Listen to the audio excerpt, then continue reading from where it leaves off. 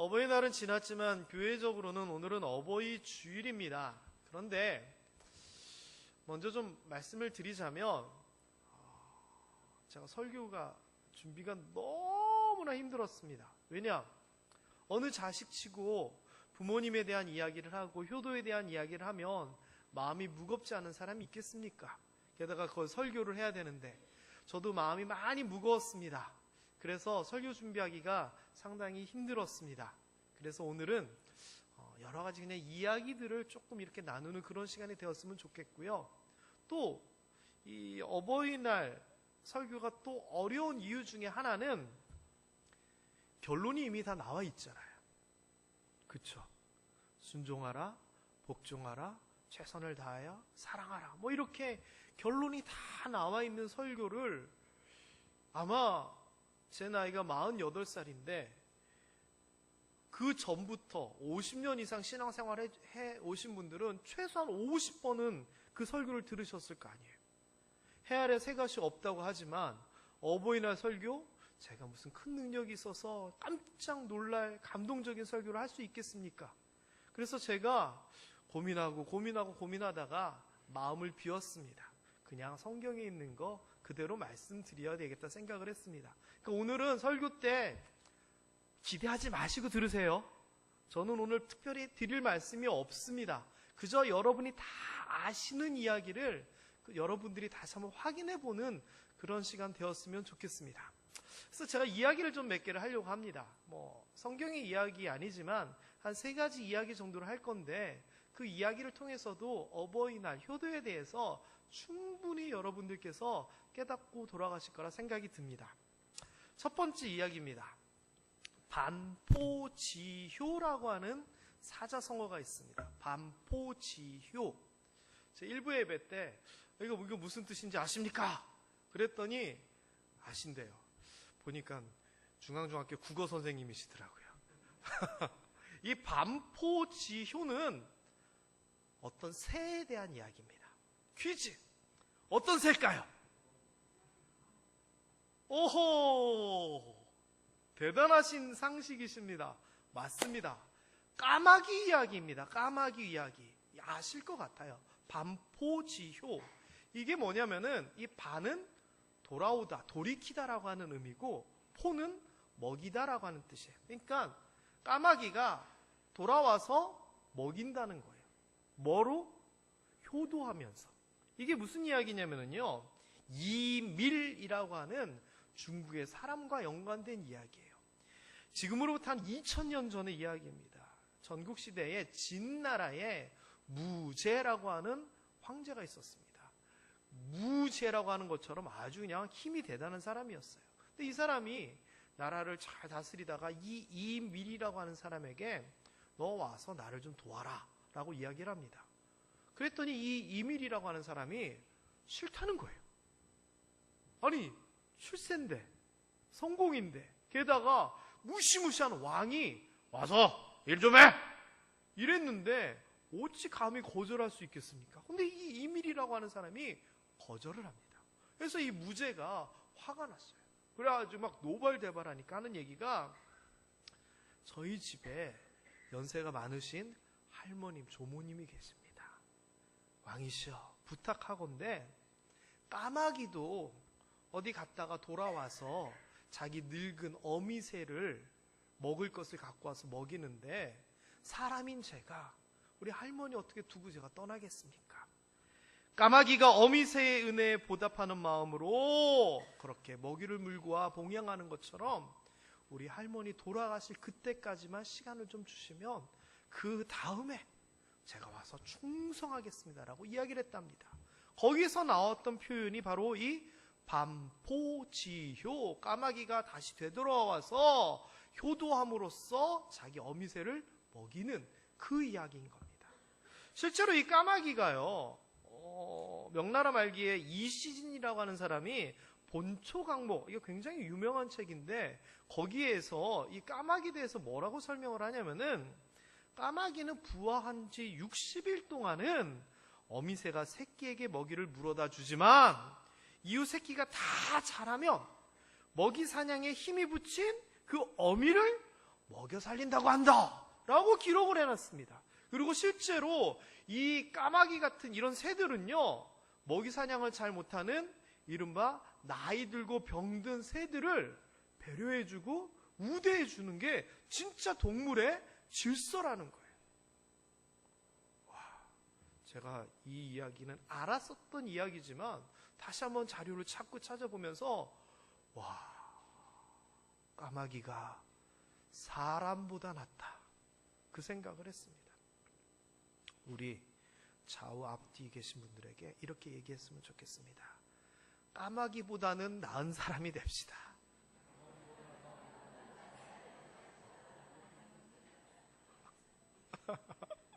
이 시대가요, 하수상에서요, 어른 공경하지 못하고 정말 말도 안 되는 일들이 너무 많습니다.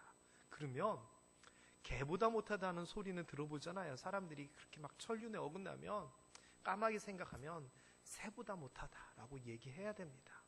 우리 모함의 성도님들, 새도 이렇게 뭔가를 알고 행하는데 우리도 그렇게 할 수 있게 되기를 주님의 이름으로 당부드립니다. 두 번째 이야기입니다. 이것도 잘 알고 있는 예화입니다. 동화죠, 동화. 서울 효자가 있었습니다. 서울에서 부모님을 극진히 잘 모십니다. 좋은 옷에 좋은 음식에 너무나 잘 모셔가지고 사람들이 칭찬이 자자했습니다. 그런데 어느 날 소문을 들은 거예요. 아, 당신도 효자인데 저기 어디 멀리 시골에 가면 진짜 대단한 효자가 있다. 그래서 이 서울 효자가 궁금하기도 하고 세민하기도 하고, 자기가 이렇게 잘하고 있는데 사람들이 시골 효자가 있고 효도도 잘하고 하니까 괜히 그런 거예요. 그래서 그 시골 효자는 어떻게 하는지 가서 한번 좀 봐야겠다 싶어가지고 수소문을 해서 찾아갔습니다. 그래서 가서 보니까 그 나이 드신 몸도 좀 불편하신 어머니가 계신 거예요. 그래서 아드님에 대해서 물어보니까 나무하러 갔다는 거예요. 그래서 지켜봅니다. 나중에 보니까 아들이, 시골 효자가 나무를 그득히 해가지고 와가지고 와요. 그리고 내려놓으니까 그 어머니가 수건을 들고 가가지고 아들의 땀을 다 닦아주는 거예요. 그러더니 아들이 대청마루 가서 딱 앉으니까 어머니가 대야에다가 물을 떠서 가져가서 아들의 발을 씻겨주는 거예요. 그래서 서울 여자가 기가 막힌 겁니다. 아니, 나이 드신 어머니가 몸도 불편한데 아들이 씻겨드리고 아들이 챙겨드려야지 어머니가 저렇게 놔둔다고. 그 조금 있다가 보니까 그 어머니가 부엌에서 달그락 하더니 상을 들고 와요. 아들이 아니라 어머니가. 그리고 같이 밥을 먹는데 아들이 밥을 먹으려고 그러면 김치 찢어 얼려주고, 고기도 어머니는 안 드시고 아들에게만 주고, 그럼 아들은 아이고 어머니 드세요 이래야 되는데 따박따박 받아먹기만 하는 거예요. 세상에 효자가 아니라 불효자도 저런 불효자가 어디 있어요. 그래가지고 나중에 한가할 때 그 서울 효자가 시골 효자한테 물어봤어요. 아, 이거 도대체 뭐냐고. 어머니가 발 씻기고 밥하고 밥 먹여주고 이게 뭐냐고. 그랬더니 그 시골 여자가 하는 말이, 아이고 그러게요. 근데 어머니가 그게 좋다는데 어떡합니까? 나이 들고 몸 힘들고 그렇지만 어머니가 기뻐하시는 일이니까 자기가 마음이 불편해도 어머니의 뜻에 따른다는 거예요. 맞는 것 같아요. 효도는요, 내가 마음이 내껴가지고 내가 할 수 있어서 해드리는 것도 물론 좋은 효도죠. 그런데 진짜 좋은 효도는요, 이 시골 효자처럼 어머니의 뜻에, 아버지의 뜻에 맞춰드리는 것. 나는 마음이 불편하고 나는 그렇지만 그대로 순종하고 따르는 것. 저는 이게 진짜 좋은 효도인 것 같아요. 세 번째, 비슷한 얘기입니다. 미국 대통령이었던 조지 워싱턴에 대한 일화입니다. 이 조지 워싱턴이요, 젊을 때 뭐가 되고 싶었냐면은 선원이 되고 싶었답니다. 선원. 우리 생각에는 선원? 그렇지만 그 당시에 이 선원이라고 하는 것은요, 미지의 곳으로 모험을 떠나는 사람이고요, 뭔가 한탕을 하면 벼락부자가 될 수 있는 그런 직책입니다. 그리고 남자답고 뭔가 자유롭고. 그래서 이 조지 워싱턴이 선원이 되고 싶었답니다. 그래서요, 자신의 꿈을 이룹니다. 그래서 배에 취직을 하게 되고요, 짐도 갖다 놓고, 그리고 어머니한테 인사를 드리러 갔더니 어머니가 떠나는 것을 너무 슬퍼하면서 눈물을 흘리시는 겁니다. 왜 그럴까요? 위험하잖아요.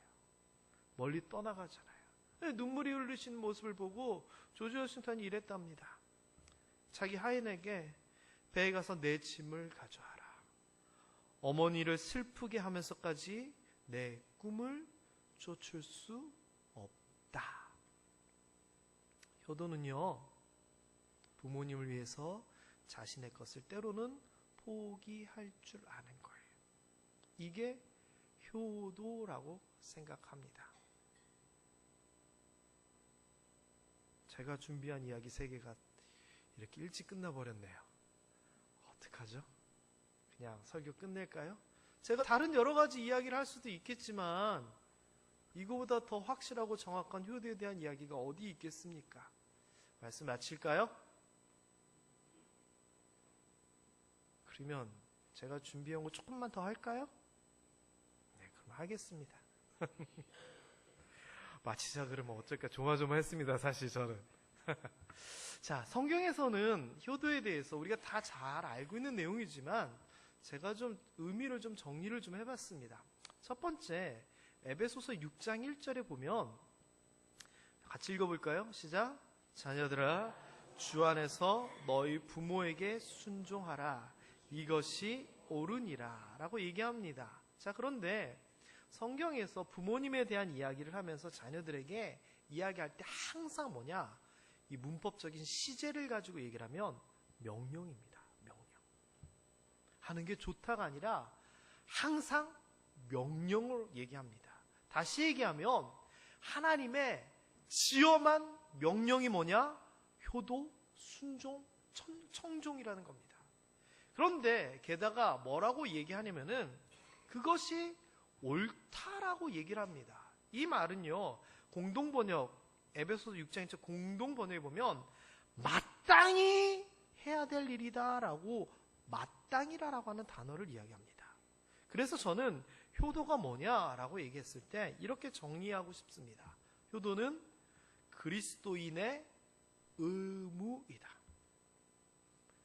하기 싫다고 안 하는 것이 아니라 마땅히 해야 될 의무인데, 세상적으로도 윤리적으로도 그렇지만 그리스도인이라면, 하나님을 믿는 사람이라면 당연히 해야 될 일이다 라고 얘기를 하는 겁니다. 효도요, 선택사항이 아닙니다. 하나님의 명령입니다.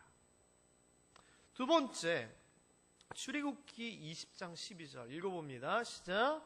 내 부모를 공경하라. 그리하면 내 하나님 여호와가 내게 준 땅에서 내 생명이 길리라.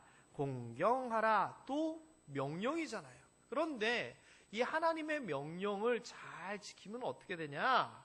그리하면이라고 하는 조건문입니다. 효도를 하게 되면 부모님만 좋은 것이 아니라 효도를 하게 되면 나도 좋다라는 겁니다. 하나님 여호와가 준 땅에서 생명이 길리라. 하나님께서 뭘 주신다라고 얘기를 하는 거고요. 그리고 장수한다는 겁니다. 에베소서 6장 3절 아까 본 6장 1절 이후에도 뭐라고 얘기하냐면은 네가 부모님께 효도하면 이로써 잘되고 땅에서 장수하리라라고 얘기합니다. 효도는요, 의무이기는 한데 그 의무를 잘 이행하면 무슨 일이 생기느냐? 약속이 있다. 어떤 약속? 형통과 축복의 약속이 있는 의무다라고 하는 겁니다. 세 번째는 이렇습니다. 또 읽어볼까요? 시작. 만일 어떤 과부에게 자녀나 손자들이 있거든 그들로 먼저 자기 집에서 효를 행하여 부모에게 보답하기를 배우게 하라. 이것이 하나님 앞에 받으실 만한 것이니라. 아멘.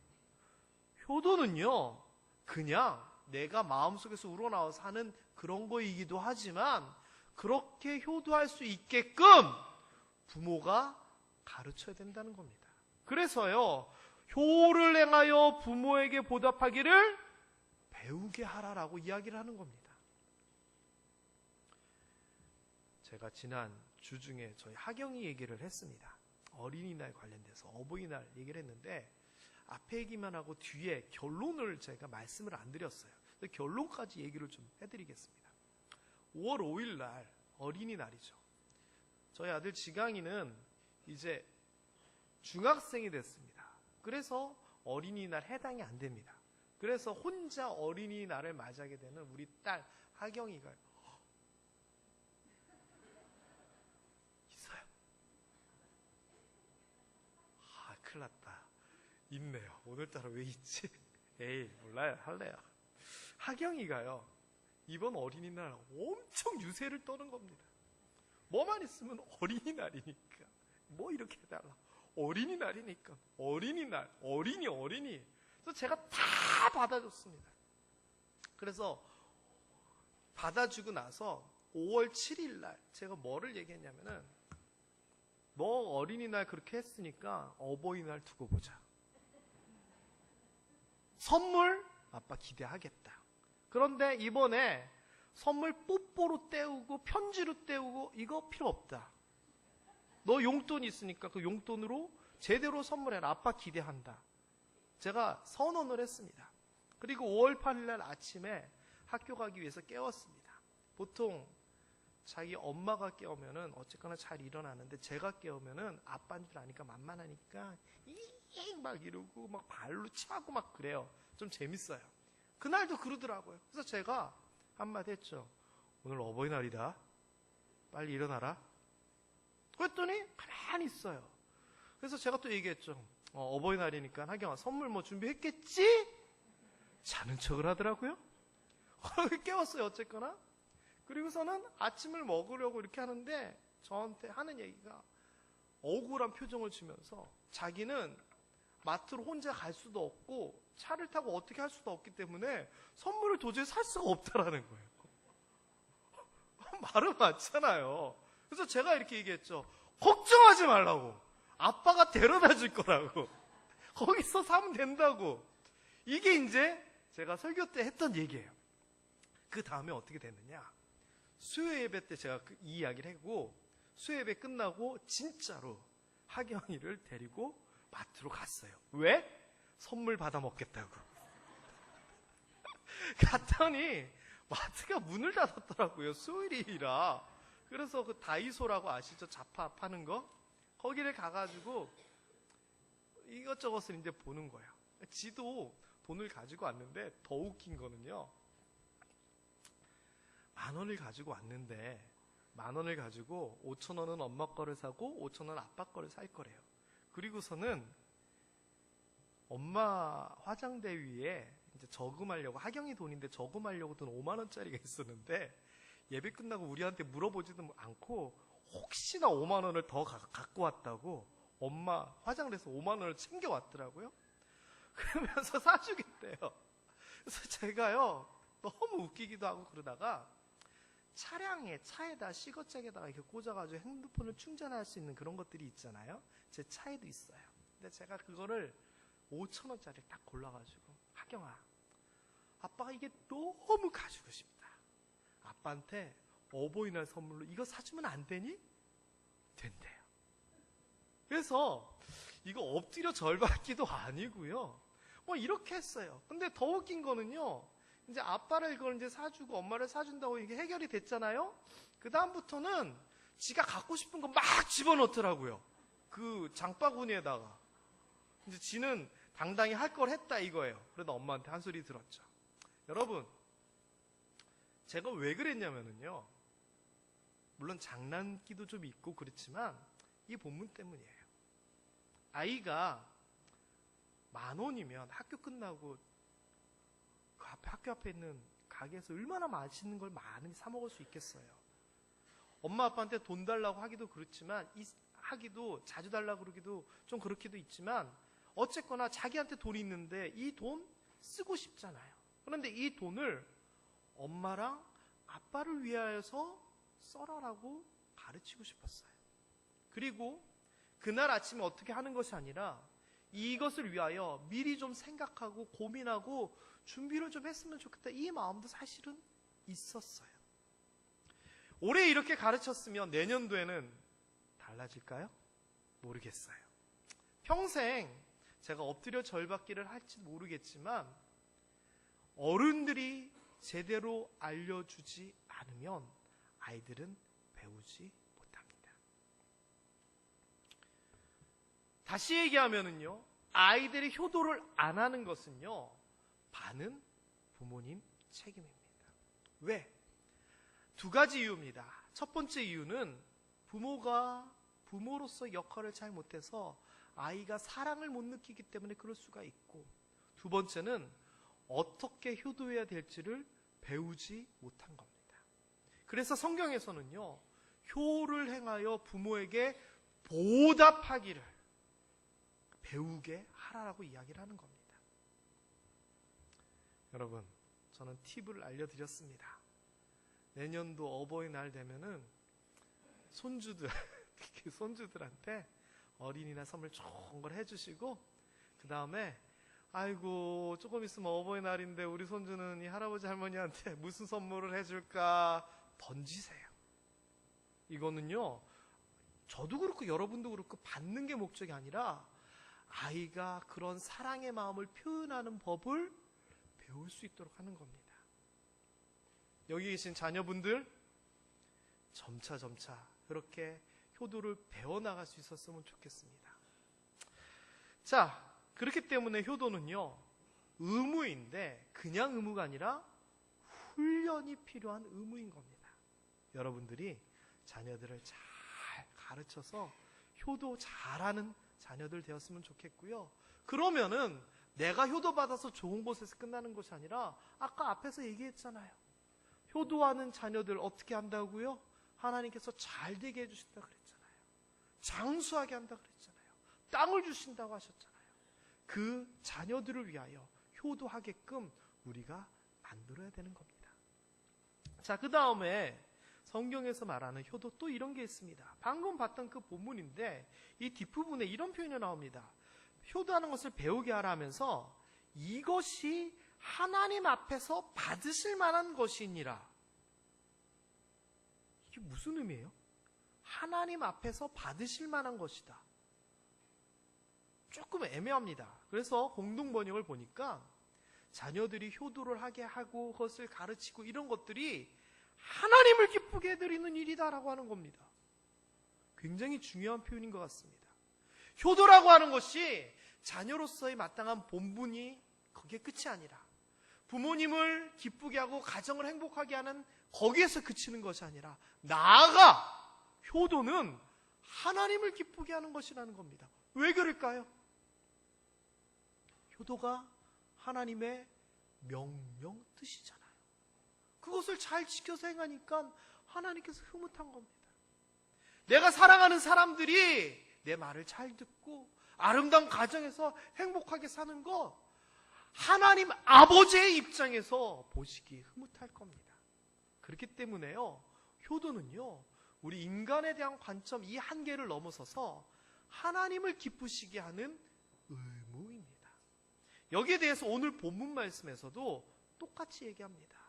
자녀들아, 이렇게 부모님께 복종하고 순종하라라고 하면서 뒤에 나오는 표현, 이게 뭐냐? 이것이 주님을 기쁘게 해드리는 일입니다 라고 골로새서 오늘 본문에서도 똑같이 이야기를 합니다. 여러분, 이게 성경에서 말하는 효도입니다. 지금까지 얘기한 거, 모든 일에 부모에 순종하라, 효도에 대한 그냥 요렇게 하기만 하면 이것이 어떤 의의가 있느냐? 5가지 다시 한번 정리를 해볼까요? 첫 번째, 자녀로서, 인간으로서 이게 본분이다. 두 번째, 인간적인 관점이 아니라 신앙인의 관점에서도 마땅히 그래야 되는 것이다. 세 번째, 이렇게 할 때에 효도를 하는 그 자녀들이 오히려 복을 받게 된다라고 하는 축복의 근거이다. 네 번째, 그것을 통하여 당연하겠지만 부모님께서 기쁘고 그런 관계는 가정의 행복을 가져다 주는 것이고, 그 기쁨이 가정에서만 그치는 것이 아니라 다섯 번째, 하나님을 기쁘시게 하는 것이다라는 겁니다. 이게 모든 일에 부모님 앞에 순종하고 그 마음을 따르고 나는 싫지만 맞춰드리고 때로는 내가 포기하고 이러한 자녀로서의 효도하는 삶에 뒤따라오는 것들이 바로 이것인 겁니다. 사랑하는 모함의 성도 여러분, 맨 처음에 얘기했지만 그렇게 비춰보면 자녀된 우리의 입장으로서는 한없이 부족함을 느끼겠지만 부족하다라고 그냥 그치는 것이 아니라 이런 것들을 제대로 만들어 지켜나갈 수 있었으면 좋겠고, 이러한 효도를 통하여 우리의 가정이 아름다운 가정이 되고 하나님을 기쁘시게 하는 우리 모두 되었으면 좋겠습니다. 이런 거는요, 사진을 좀 찍으세요. 화면을 적으시고 찍으신 다음에 자연스럽게 자녀들 만나면 아유, 우리 목사님이 지난주에 설교를 하셨는데 이러면서 아까 이야기한 것처럼 엎드려 절받기처럼 가르쳐서 지키게 만드십시오. 그게 우리 자녀들을 위한 귀한 가르침입니다. 아울러 한 가지를 좀 더 말씀드리면, 우리의 혈육을, 우리의 몸을 물려주신 부모님에게 이렇게 효도하고 감사하지만 교회적인 입장에서는 우리 교회의 어르신들, 부모님 세대에 대하여 감사할 줄도 알아야 됩니다. 때로는 우리가 부모님을 먼저 떠나보내고 살아가고 있는 우리 그런 분들도 계시겠지만, 교회는 그 부모님 연배에 많은 분들이 계십니다. 내 어머니에게 하듯 내 아버지에게 하듯 그렇게 사랑하고 섬길 수 있는 그런 우리 모두가 되었으면 좋겠고, 효도가 가정에서만 끝나는 것이 아니라 교회에서도, 우리 공동체에서도 이어졌으면 좋겠습니다. 기도하겠습니다.